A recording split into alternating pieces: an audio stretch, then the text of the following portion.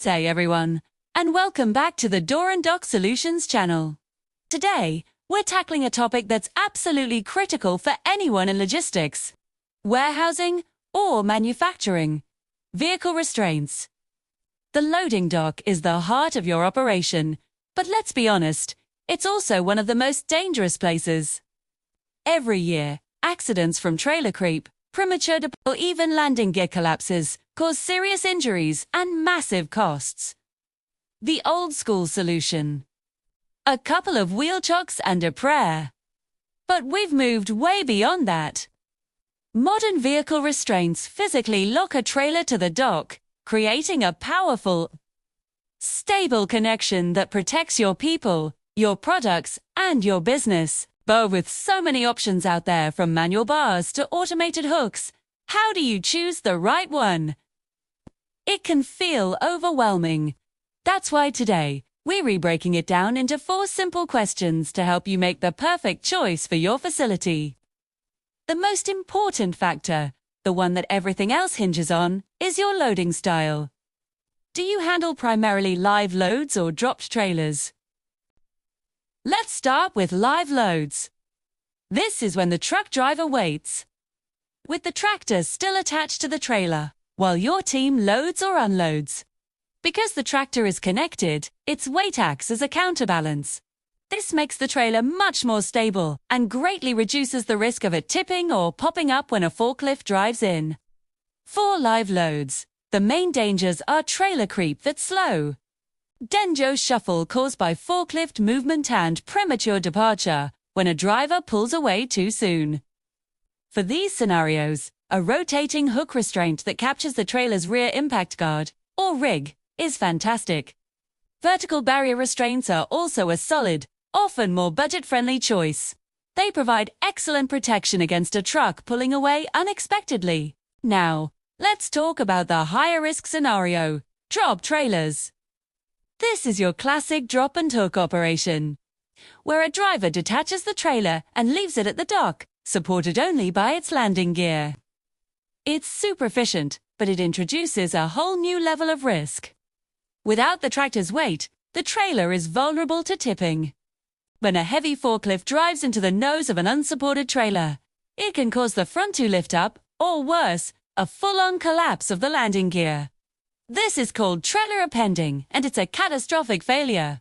For any facility that deals with drop trailers, a standard restraint isn't enough. You absolutely need a 2-part system. A robust vehicle restraint, like a shadow hook or stabilizing hook, paired with a separate trailer stand or stabilizer.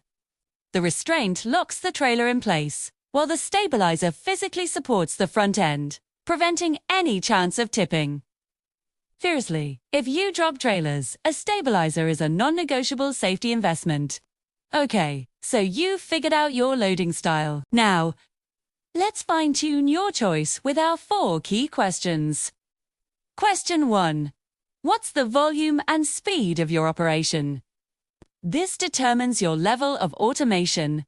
For a low-volume dock, with maybe 1 to 5 trucks a day, a manual restraint operated with a lever is a cost-effective start. But it relies heavily on your operator doing everything right, every single time. For medium-volume docks, an electric push-button restraint is the sweet spot. It's faster, offers huge holding power, and since there are no hydraulics, it's cleaner and requires less maintenance, perfect for food or pharma industries. For high-volume, 24/7 operations like we see all over the Houston area, hydraulic systems are the undisputed champions. They are the most powerful, the fastest, and built to withstand constant, heavy-duty use. Question 2. What does your drive approach look like? The condition of the concrete outside your dock will dictate where you can mount the restraint. Most restraints are dock-mounted, attaching directly to the wall. This keeps them up high, away from debris, snow, and water. But you need a strong concrete wall to anchor it. If your wall isn't solid, a ground-mounted restraint is a great alternative. It bolts directly into the driveway.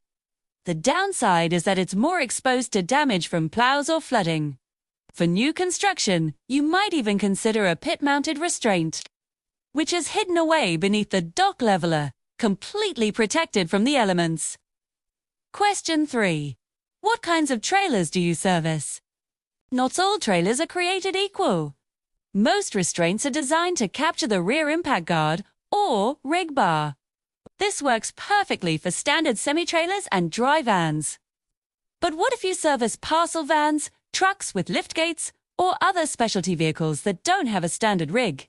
In that case, you need to look at a wheel-based restraint. These systems engage the actual tires to hold the vehicle in place.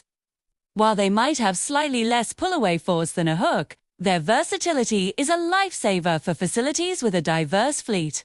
And finally, our fourth and most critical question: how important is system integration and communication? A restraint is only as good as the system around it. 2. At a minimum, you need a clear red light, green light communication system.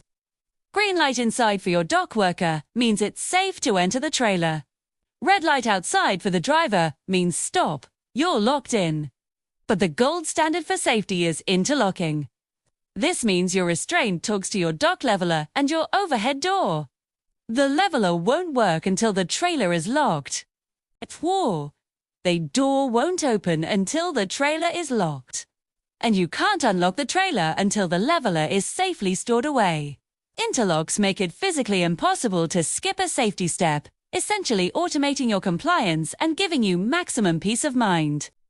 Choosing the right vehicle restraint is a huge decision. But by asking these 4 questions about your loading style, volume, drive approach, and system integration, you can confidently select the perfect system to protect your team and your entire operation. Thanks so much for watching. If you found this guide helpful, please hit that like button and be sure to subscribe for more tips on creating a safer and more efficient workplace. Stay safe out there, and we'll see you in the next video.